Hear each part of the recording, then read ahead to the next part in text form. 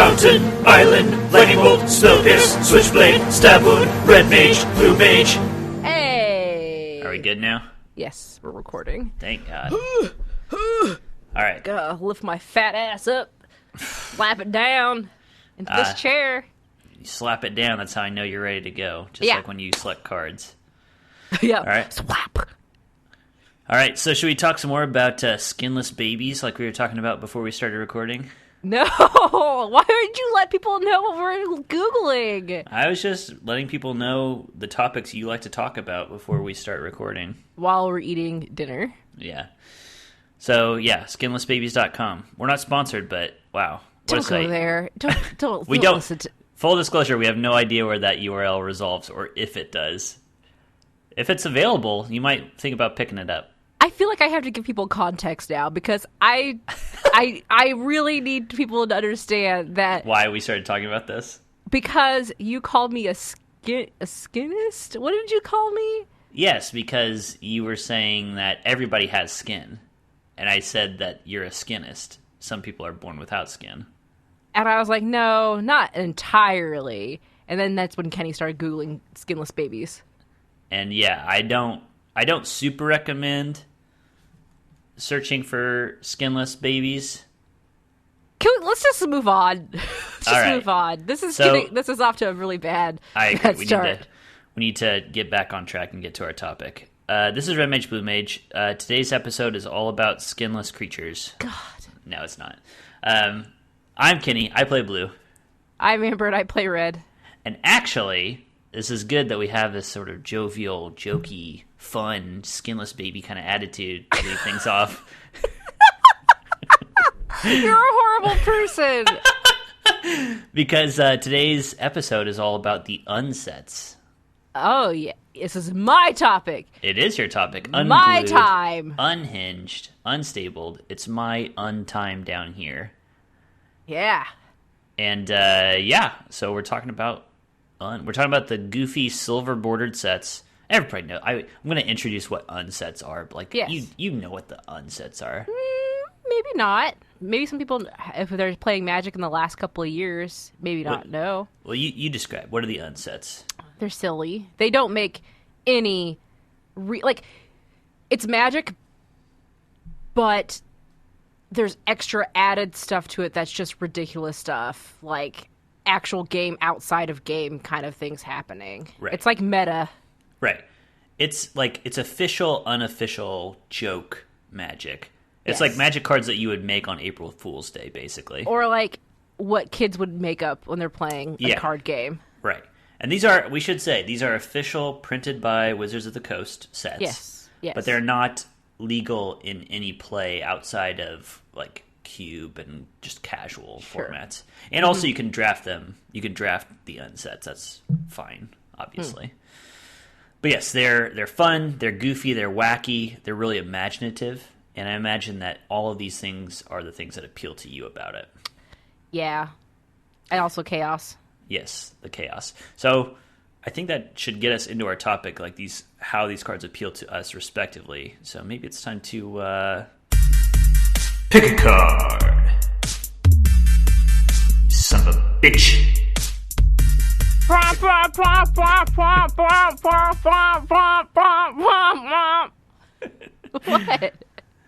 Pick a card. We're picking cards. Yeah, so your topic suggestion are favorite uncards. Yes. From any of the three unsets. And because it's my topic pick, you get to go first. All right. Sounds good. Do you know the order to go in? Yes, I do.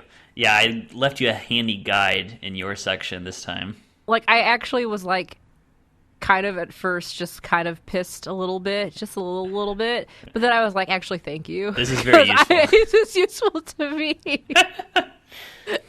Okay, so I don't know how you, as always, we don't know how the other person picked or like the logic behind their picks. So mine, I really like the unsets, and so I separated my choices into three different, like the three things I kind of like about, listen, these are the three things I like about the unsets. So let's start with number 3. Okay. I'm going to click it. So my number 3 choice is Handy Dandy Clone Machine. This is an artifact. It costs 3 colorless, and it has 2 tap, create a 2/2 colorless homunculus creature token. It must be represented by a unique hand and 2 fingers at all times, or it ceases to exist. So you get a token, but you have to use your hands on the table and like walk around, and that's your token. And if you stop doing that, you don't get to keep the token anymore. Okay. It's ridiculous. Yes. I love it. Yes. So this category, and it shows, if you look at the art, it shows creatures being spawned out of a portal, and they look like, giant hands, essentially. Like, they look like in, do you remember Spy Kids? Which one? The first one. The one with the dudes that are all thumbs. The giant thumb monsters. Oh, yes, I do. So as soon as you started waving around like that, like Goofy, I got it, yeah. So these basically look like that. Except this one thumb has a hand as well. Do you see his little fingers? He's got something there. Yeah, I He's don't got like that. fingers. I wonder if those fingers have fingers. Probably. Yuck. All right. But Says the guy. This represents... It's got skin. All right, take it easy. This... Oh, I just noticed the flavor text, actually. Early testing failed because the clones were all thumbs. Another Spy Kids super fan. This is the part that I like, that I imagine is a big appeal for you as well, where it's just goofy, silly fun. Yes. I also like this particular card. I was just thinking about it as I was reading it. It says, the token must be represented by a unique hand and 2 fingers at all times, or it ceases to exist. So it doesn't say that you have to be the owner of that hand. Yeah. So you could get friends at the table who are going to be the other tokens. Mm-hmm. That's pretty cool. That's pretty fun. I can imagine like at like game nights, if they did this at stores, like you were like yelling at people, "Get over here! I need more hands! I need more hands!" It's great. So I like how silly this card is. I like the opportunity for ridiculous things to happen. It makes me happy. This card. Awesome. I like it. Okay. I just picked things that I just thought was goofy, that I liked.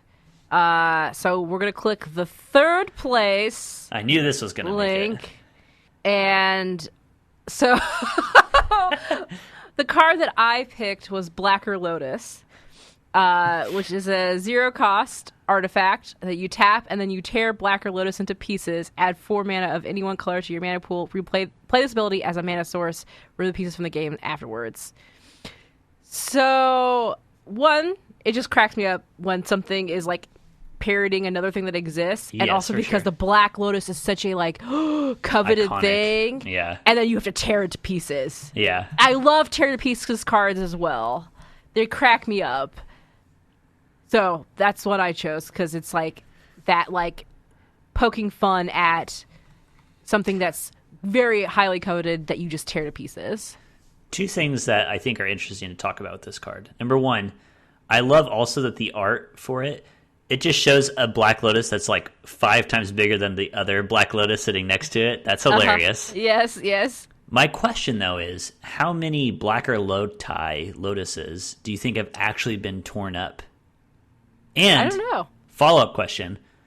If you were playing against somebody who had Blacker Lotus, would you let them use the card if they didn't tear up Blacker Lotus? No, I would not let them use the card, because Absolutely the card states you must rip to pieces and then remove after you use the mana. So exile the pieces.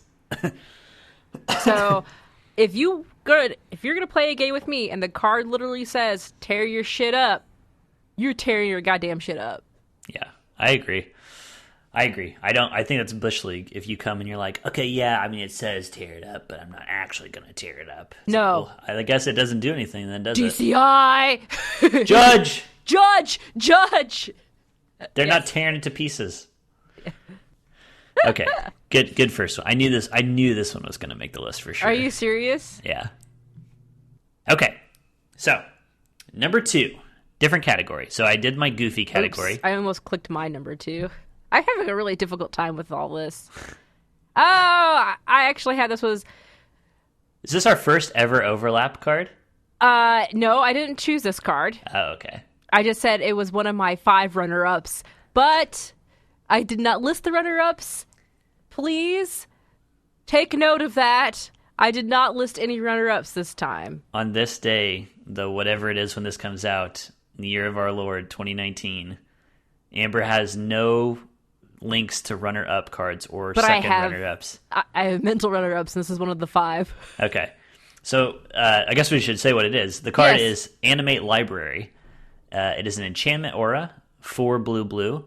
Enchant your library. Enchanted Library is an artifact creature on the battlefield with power and toughness, each equal to the number of cards in it. It's still a library. One thing I love, just real quick note, I'm not done reading the card yet, but one thing I love about uncards, some of the rules text lines just come across as so funny. It's still a library. If Enchanted Library would leave the battlefield, exile Animate Library instead. So, I mean, this is just a really fun, wacky card in general. But the thing I actually love about it, the category that this fits for me, is like innovative rules text. Like the unsets are like a playground for R&D to do things that the rules might not even actually support. Like, I don't think you could actually do this with the rules in Magic, because your library is not an object that can be enchanted. It's not a permanent. Yeah. It's not. So I don't think that would. But the rules text says enchant your library, and it specifically calls out your library. Right. But there are some things that, I mean, people ask for certain things of R&D all the time, like on Blogatalk, Mark Rosewater gets asked for all kinds of shit all the time. And a lot of times he has to be like, the rules just literally don't support that. Like, this would break the rules of the game. It would break the game. And I think this might be one of those things. Yeah, I definitely... Because, I mean, as soon as you have something that's like... Yeah, like leaving the battlefield, like if it gets killed somehow, like you're out of the game because you don't have a library anymore. Well, that's that last line of text, right? If Enchanted Library would leave the battlefield, exile Animate Library instead. I see. I didn't see that part. I think, there are things that I don't know that would really work with the rules of the game. But it's so cool that they have this area where you can really just, like, the constraints are gone. You can just go for it. And it's really fun, too. Another card, let me do the runner-up thing. Another card that almost made this same slot was The Cheese Stands Alone. Yeah. That one's a classic. And that one is basically, if that's the only thing you control, you win the game. And that actually got turned into a real black border card, Baron Glory. Yes. Exactly the same card, basically, several years later. And so it is kind of like a testing ground. They see how it works, and they're like, this is actually interesting. Can we do that? Can we make that? Sure. And I think actually, well, maybe I'll save it, but I think there's a mechanic from the most recent unset that will potentially be used eventually. Okay. That's my number 2. Okay. I don't remember what my number 2 is. What's your number 2? I don't remember. Oh! I remember now. So the one I chose was Eye to Eye. It's 2 to black. It's an instant. You and target creature's controller have a staring contest. If you win, destroy that creature. I love physical challenge in Magic. That's hilarious. Yeah. Like, okay, we're gonna do a staring contest right now. Just to, like, bring you out of the game and make you face each other for, like, really face each other. Now it's not just like a card. It's like we are battling. Right. So I like this. And the flavor text is, true, Gargox had blinded himself for life, but the glass eyes never lost. Which is so good. I like the border around it. It's all these eyes. This horrible, like, Clockwork Orange-esque style, eyelids being peeled back. I wonder, it's so, like, this card's cost is baffling to me. It's like a 3-mana card that is conditional removal. Like, it might not even do anything. It should be like 1 black mana for this. Testing grounds. Yeah, I suppose so. But they're never going to make you do a staring contest on actual Magic. No, they're not. Good one. This is actually, the whole... Yes, go ahead. I was going to say, this actually falls into my last category, my number 1 category. Okay. Which is mini games. Okay. So my number 1 card is Frankie Peanuts. 2 white. It's a legendary creature, an elephant rogue. And it says, at the beginning of your upkeep, you may ask target player a yes or no question. If you do, that player answers the question truthfully and abides by that answer if able until end of turn. And then the flavor text is, don't cross him or you'll end up sleeping with the merfolk. He's like a mob boss. He asks you questions that you can't refuse. This feels like my last card too, where it's more. It takes you out. It's player v player. Yes, now. exactly. Like actually, like we're not looking at. This is now a battle of wits or wills or. Yeah, I wouldn't call this a mini game though. The mini game to me is the game of like trying to think of what questions do. This is like a D&D thing, which is why I think I like it so much. Okay. How do I frame a yes or no question so that I get maximal information? Or the other thing I was thinking about with this card, asking them yes or no questions about what their behavior will be in the next turn or this turn. Mm-hmm. Like, that is the fun part, where it's like they have to tell you what they're going to do Yes. or not do it. I think there's lots of possibility to build a deck around this guy. Like, I don't know if people would let me, but I would love to build a commander deck with this guy and like brainstorm all kinds of like devilish questions to ask people. I would not play with you anymore. Sorry. Oh my Or at least God. not play with this deck, whatever you would make out of it, because I would not. So you're be saying able to... you're saying if I built a Frankie Peanuts commander deck, you would never play for the content on Red Mage Blue Mage? Oh shit! For the content. For the content, though. Oh my god! For the content. Maybe. Okay. All right. Maybe. I knew how to get you. Maybe. I'm gonna make him offer a carrot fish. We'll see. We'll see. We'll see. But I think of like the mini game ones as like the rolling the dice. Or Yeah, I like know. You want the flip a coin. Well, that's the Red Mage Blue Mage difference, right? Like you want chaos, you want randomizers, and I want how can I ask the question the right way so that you're locked into a course of action that you might well regret later? So speaking of that, let's just go to my next one because it's so stupid. So I kind of did categories too. I without kind of even did multiple answers for the last one. No. I'm saying like you, I intuitively had made categories without even thinking about it. Okay. So my first one you bragging that was you didn't have to think about it. Shh. Okay. You're being Yes. mean to me now. Ding, ding, ding, ding, ding, ding. I don't hear anything. So the first card, what did I choose? My first card, I don't even fucking remember. God damn it. This is your list. Destroying a card. So I like cards that destroy cards, and there's actually a few of them. I'm pretty sure.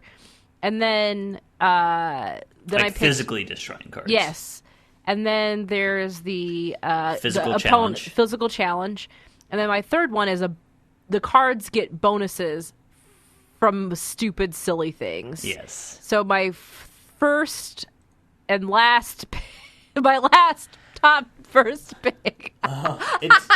In the document, it just says first place now. Just read the document. Is it real or is it all an act? We'll never know. I know. Fuck you.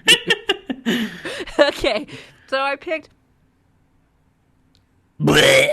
Shut up. I picked Goblin Haberdasher. Costs 2 and a red. It's a goblin Hadficer. It has menace. Other creatures you control wearing hats in their art have menace. So that's my other favorite type of card, where it's like name an artist, or this has to be doing or this things that care about depicted. flavor text. Yeah. Yes. So I like that, and this is like this goblin, very pointy, sliver-esque looking goblin with this crazy hat that's got honeycombs and dynamite and snakes and wings and all sorts of crazy stuff and bones and barbed wire on his hat. Mm-hmm. Yes, I love it. It's so good. Doesn't hurt that it's a goblin. It doesn't hurt that it's a goblin, and also I would build a deck around creatures wearing hats. Oh man, I'm really interested now in a challenge where you and I build An unset, like a casual. I was going to say like commander decks or something. Commander's just is to me is Oathbreaker. It's 60 smaller. cards. Yeah. We should do Oathbreaker unset. Okay. Because I don't want to put together 99 cards. Yeah, I know. But who So else much has... work. The only problem I have with Oathbreaker and the idea of... Because I've thought about making my Nicol Bolas deck an Oathbreaker deck. But whereas with Commander, I can make a commander deck and bring it to some event, and I can play other people in commander. You can't necessarily do that with Oathbreaker. But we're not going to play this with anybody else other than, like, against each other. Unless we built them commander decks. I would play... I would bring my Frankie Peanuts commander deck to an event. Come on. Oh, my God. We'll talk about this later. Okay, off air. Yeah, we're at 20 minutes right now. Okay, yeah. All right, so good choices. All right, the end. I like that you picked categories, too. I didn't Intentionally. intentionally pick categories. Okay, so now we've picked a cards. Now it's time to design a card.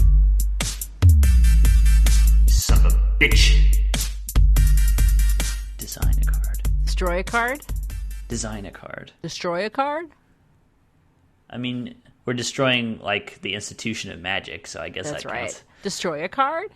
Yeah, so, again, this episode was your idea, the theme, and also you picked the segments.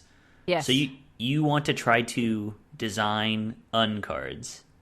I mean, sure, why not? We could do it 100% in 10 minutes, come up with a handful of uncards. Okay. Or even just the premise. We don't even have to be like...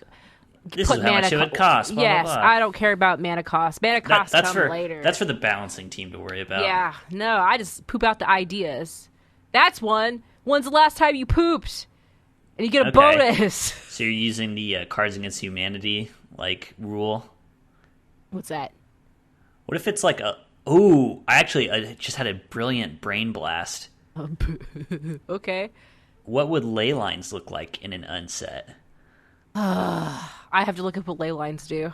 They're the enchantments that if they're in your opening hand, they just start in play. Yes, but they have like some sort of like ongoing effect, correct? Because it's an enchantment. Yeah, they just all have static abilities that affect the game. So what would an un-ley line look like? You can just start with a name if you want. Leyline of the blank. Kenny. I Leyline can't of do the this. Kenny? Oh. No. What are you talking about? This was the whole idea of the design a card. What have I done? I have it in my brain. This is why I was like, you want to design uncards. No, I just want to come up with funny jokes and then just put them onto a card. Fine. Go for it. Hit me.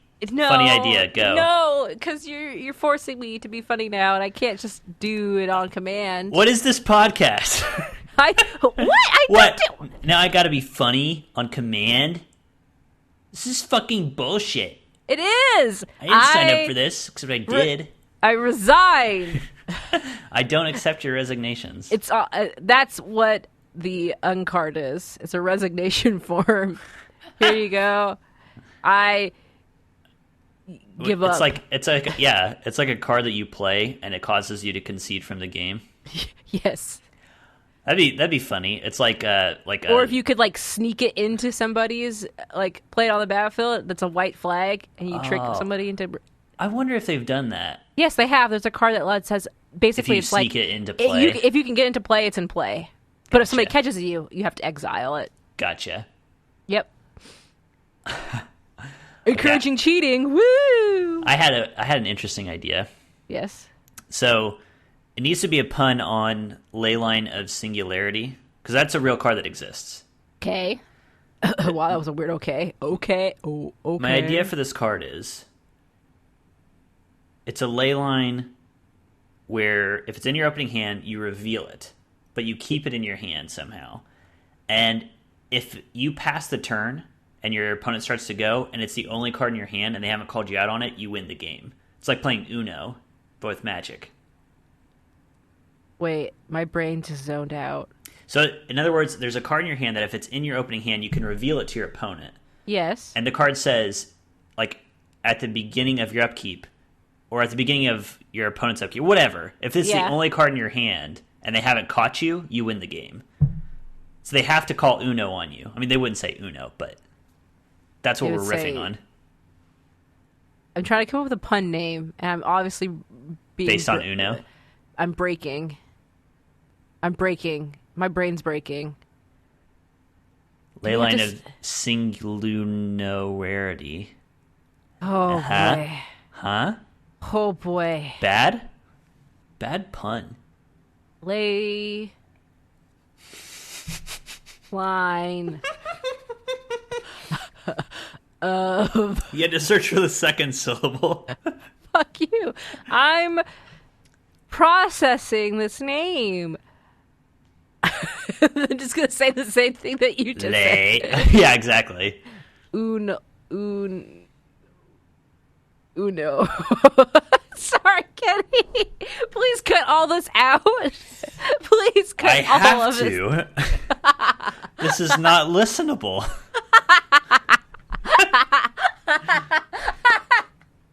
This is not good. This is not good content. There you go. There's my first design. Wow, great. Okay. Let the record show the design is good and you messed up with the name. Now you make a design and I'll come up with the name. I just wanted one where you make everybody empty their pockets, if they have pockets, or their purses, and then you have to compare stuff. Okay. And whoever has more items, unique items, that's a creature that turns... So it's like a bag of holding that turns into a creature, essentially. So you have to empty a pocket or a bag, which, I mean, for me, it would be a bag, and then, like, the amount of items you have in your bag or your pocket. That's individual items. That's, like, the wallet, each card. Wow. That kind of stuff. Yeah. So I feel like whatever the effect is, it has to be a pretty, like, minimal effect. Because, of course, you could rig the deck. You could stack the deck by, like, coming with pockets filled with shit. Well, shit, yeah. So my suggestion is, as, like, a balance thing, make it you gain that much life. And then people can show up to games with, like, pockets, like, filled with, like... filled with, like, BBs or something. Or, like, just raw sugar. Look at how many grains of sugar. Infinity, bitches! So you just gain a shit ton of life, you know? That's so silly. So the name of this card is What's It Got in Its Pockets? That's trademark copyright. That's a sentence. That's not copywritten. I'm pretty sure Gollum owns it. Also, I thought about that. I didn't say pocketses. I feel like that might be trademarked. What's It Got in Its Pockets? Come on. That's a good title, I guess. Thank you.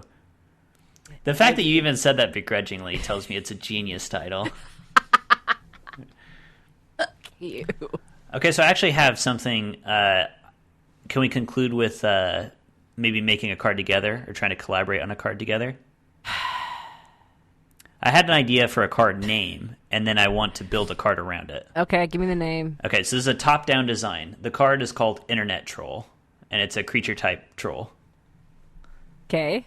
And I actually looked before we recorded, because I had that idea, and I was like, that sounds like something they would have done already. But they haven't done it. I mean, my immediate response is that you have to call somebody a name every turn for it to exist on the board. But that could get really mean really fast. Yeah, I don't know that that's a good idea. I like that idea, but not for real. Right.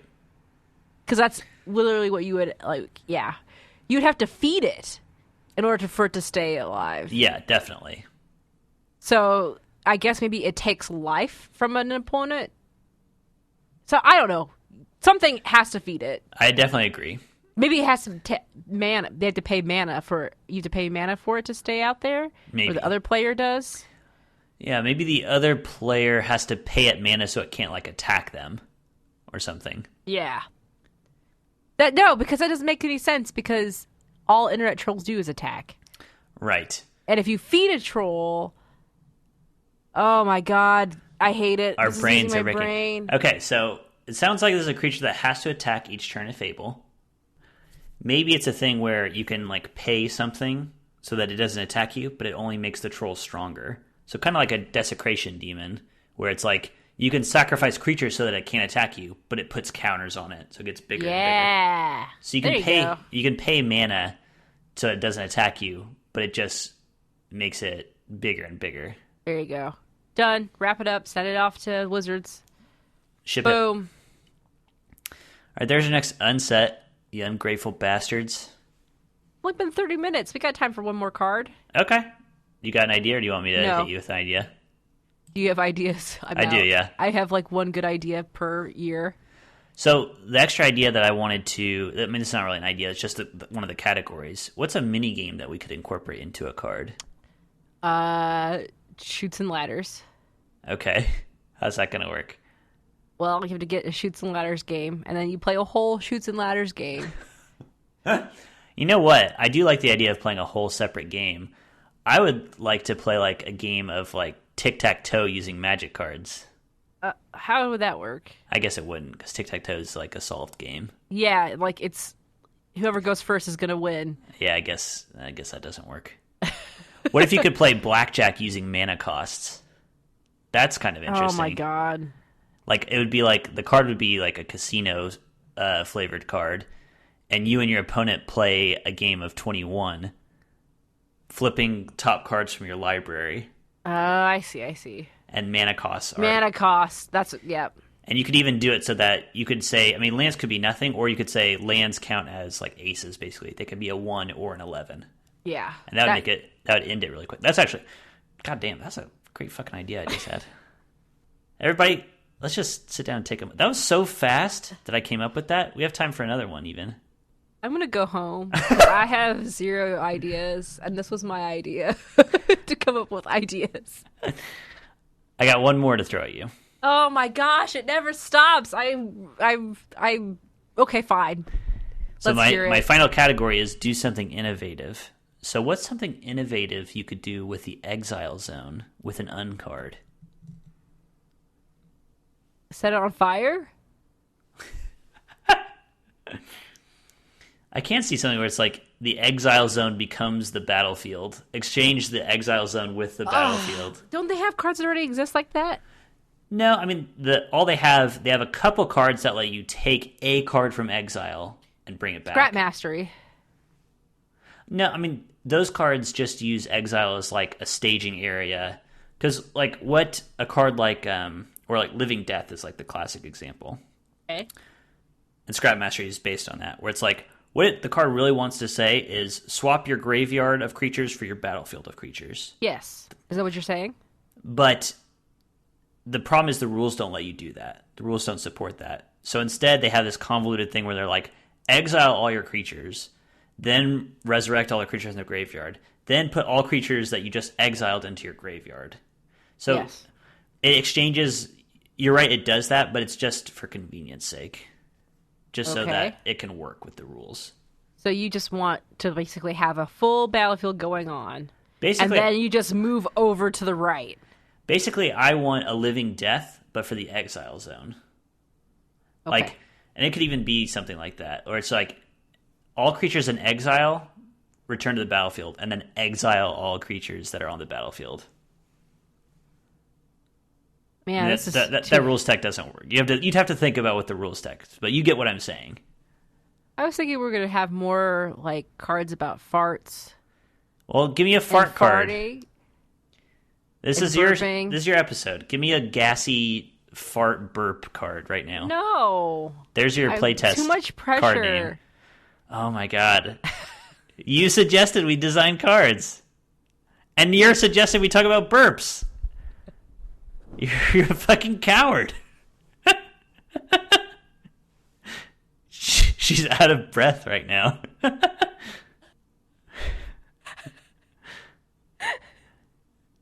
Every time you burp, you gain life. That's so bad.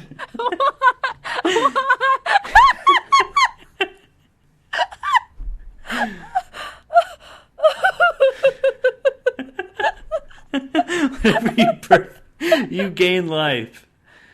Not even a mount.